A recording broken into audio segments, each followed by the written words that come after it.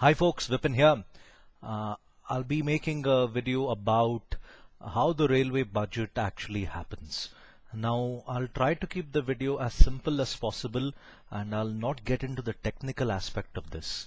And when I say the technical aspect, I mean I'm not going to talk about whether the budget was a good one or a bad one.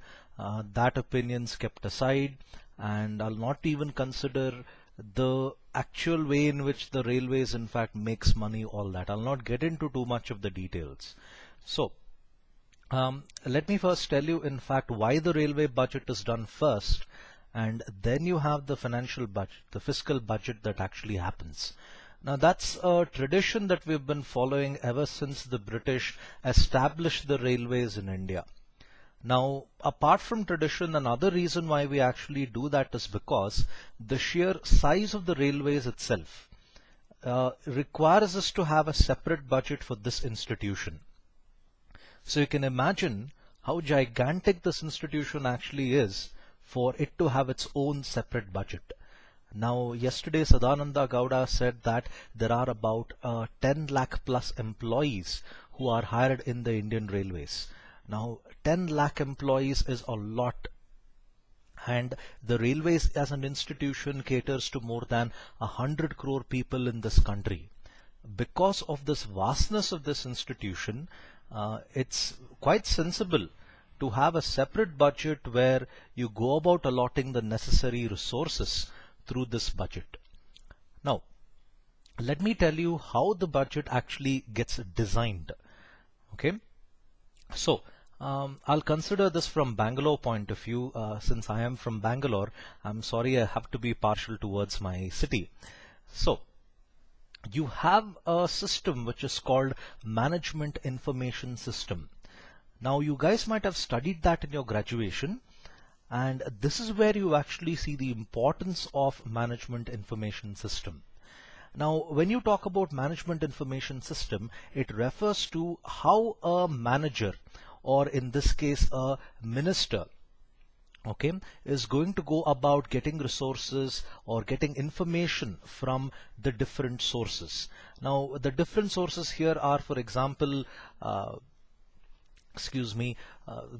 various stations that are there in the entire country. Now, for example, if I consider the Bangalore station, now Bangalore happens to be a pretty major junction. So the divisional head here will file reports where he'll go about talking regarding the number of people who come, okay, the number of trains which are actually required, the requirement and improvement of facilities. All that is something that is discussed by the divisional managers. Now they go about publishing a report from their side. That is, they say that okay, in Bangalore station we need the following. Now, for example, the number of people who travel from Mysore to Bangalore on a daily basis is a lot. So the divisional manager could actually publish a report saying, last year we had about 10,000 people every day coming from Mysore to Bangalore for work. Now this year the increase in passengers is from 10,000 to say 20,000. That's nearly that's about 100% improvement in the number of people coming from Mysore to Bangalore. Now he could go about showing the statistics. It's not difficult. You can show the ticket sales, and you can always show there is an increase in the number of people coming from Mysore to Bangalore for work. So you can show that okay, the number of trains right now is not adequate to support the number of people who are actually traveling.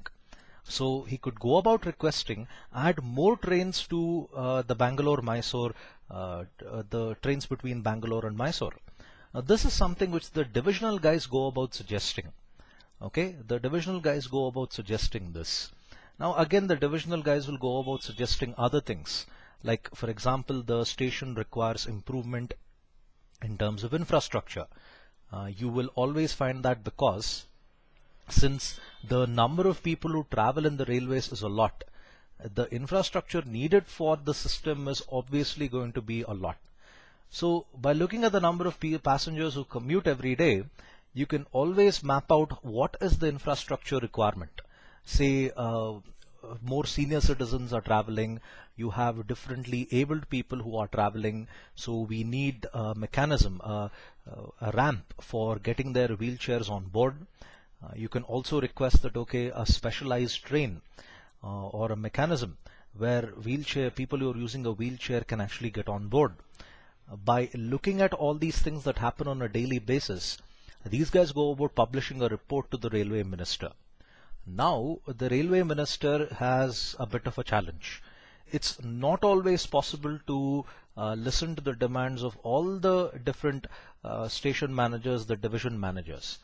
Now, that is obvious because the number of resources that the railway minister can allot is always limited. And people always go about making unlimited demands.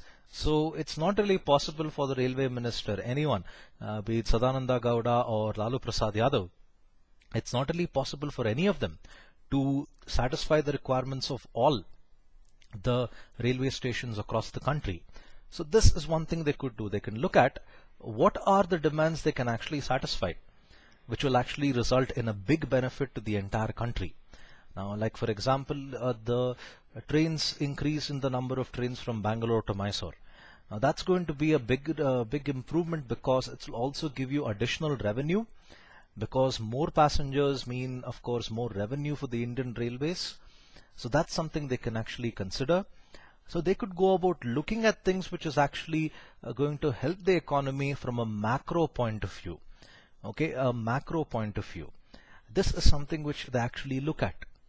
The other things that they actually looked at is, for example, Sadananda Gowda even suggested that let's have privatization for the housekeeping services. Now, people might ask, okay, why actually go about doing that? Why have the private sector come in? Now, my argument for that is, when you have the private sector actually take up housekeeping, they will certainly do a better job. I've seen professional housekeeping services and they are outstanding.